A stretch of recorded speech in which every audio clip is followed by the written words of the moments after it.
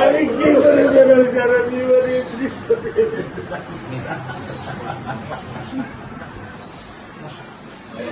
আমার এই দৃশ্য আমি কি দিয়ে পূরণ করবো?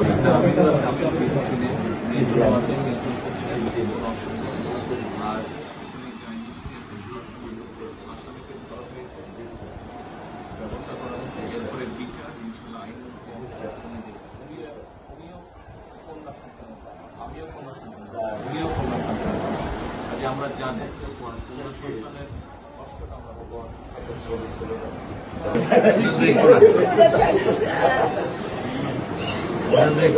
আমি কি করে দেবেন কারণ এই দৃশ্য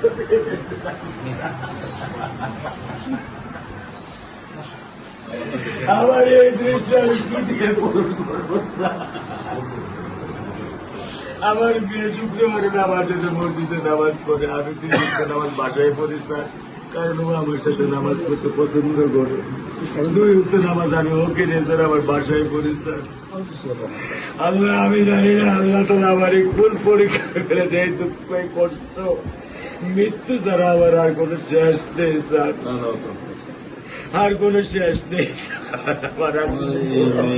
আপনার দায়িত্ব মানে প্রধানমন্ত্রী নেবে, আমাদেরকে তো আপনাদেরকে শক্ত হতে হবে না, আপনার তো বড় মেয়েটা রয়ে গেছে, এখন তো ওর জন্য আপনাদেরকে শক্ত থাকতে হবে স্যার। সত্য কথা, আমি যখন ওকে ভ্যানে পাঠাই আমি খুব বল পাই, আমি কালকেও বলে দিছি যে আমি আর ভ্যানে দিব না, তুমি প্রতিদিন ওকে রিস্কায় নিয়ে যাবা, রিস্কায় করে নিয়ে আসবা। আমি ক্লান্ত স্যার, 10 বছর বয়স থেকে স্যার অবহেলা পেতে পেতে পেতে পেতে স্যার আমি আর নিতে পারতেছি না স্যার। আল্লাহ আমার ভাগ্য দিচ্ছে, আমি কি করবো?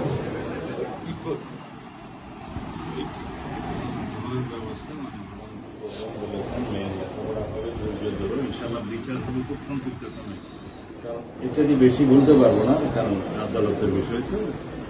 আমরা চার্জশিট দেবো ইনশাআল্লাহ এই 24 ঘন্টার মধ্যে। আমি সত্য কথা বলি, আমার 55 বছর বয়সে আমি এত দ্রুত, এত সুন্দর, এত সুচারুভাবে আমি কখনো দেখিনি। এটা আমি বুঝতে পারছি, এটা তো বুঝতে, এটা আমি বুঝতে পারছি স্যার। প্রধানমন্ত্রী চলে আসছেন, এটা আমার সৌভাগ্য।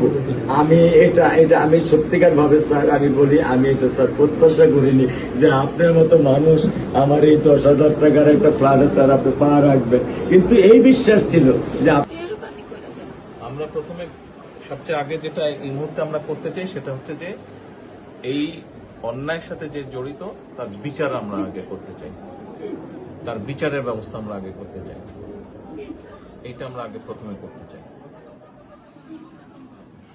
আপনাদেরকে শক্ত থাকতে হবে, ধৈর্য দিতে হবে, ওর দিকে তাকে শক্ত থাকতে হবে। এক সন্তান আল্লাহ নিয়ে গেছে, আরেক সন্তান আপনার কাছে আছে, ওর কথা মনে করে আপনাদেরকে শক্ত থাকতে হবে, ওর দিকে তাকে, ঠিক আছে?